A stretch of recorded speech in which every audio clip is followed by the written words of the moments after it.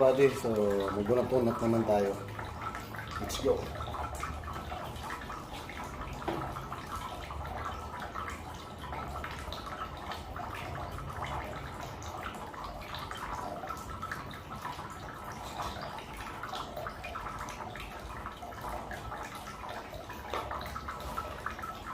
So,